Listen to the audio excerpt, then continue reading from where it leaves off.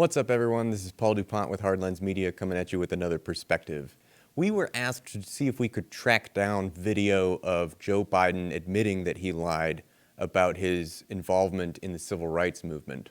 While it's easy to find lots and lots and lots of video of him lying about his role in the civil rights movement, something he continues to do to this day, it has been roundly fact-checked that indeed, no, he was not part of the civil rights movement. He did not march with Dr. King, any of that.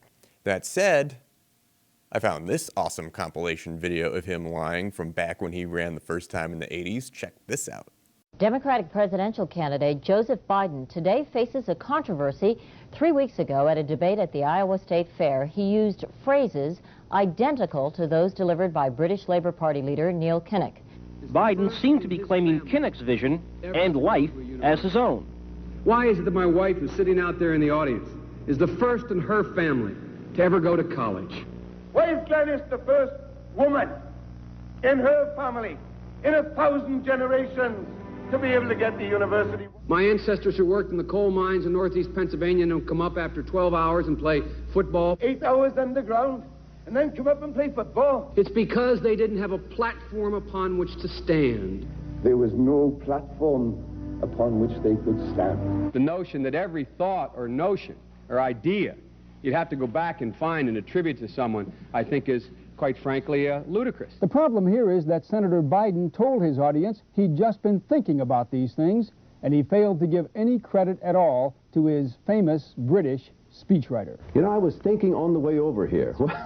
Now that's a little too much because, as you point out, what's behind the words? What's there? And a lot of people, the rap on Biden has always been that it's just a surface. I should have said, to paraphrase Neil Kinnock, it's the only time I didn't, and all the times I've ever used it.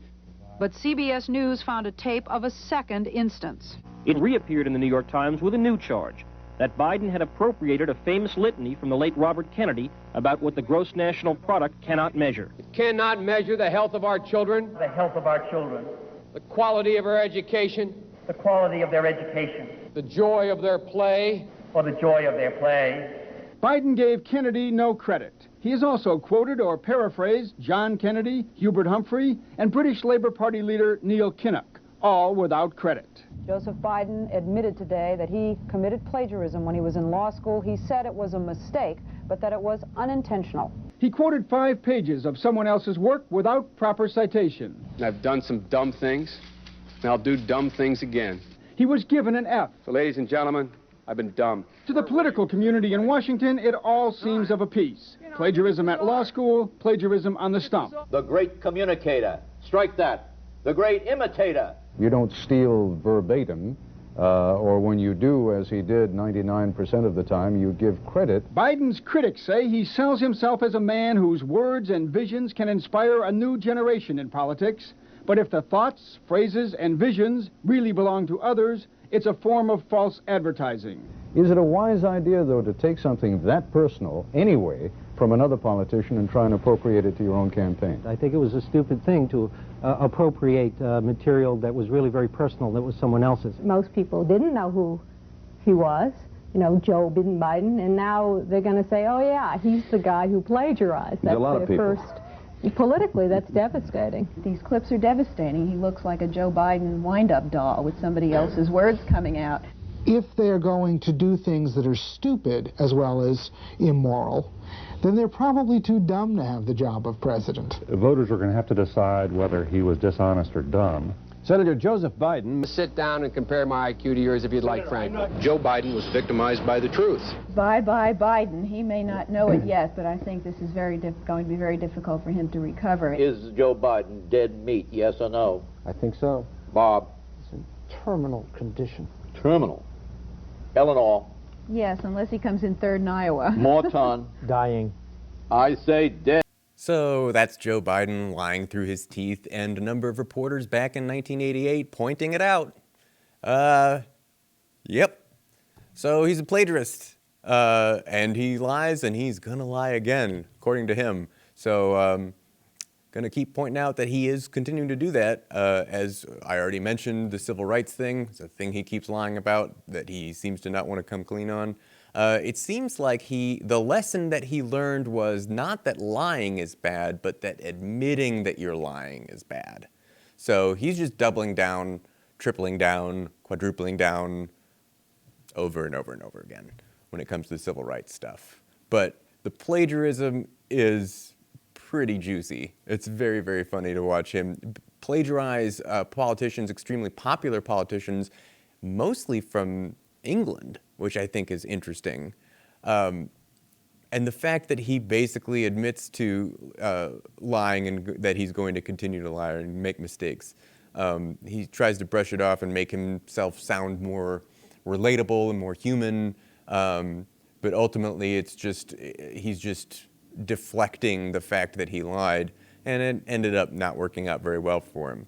I do like that everyone pretty roundly is like, nope, he's done. His campaign is dead. That's a great way to end that clip. The other thing that's interesting is the fact that he's also fabricating his university records. Like,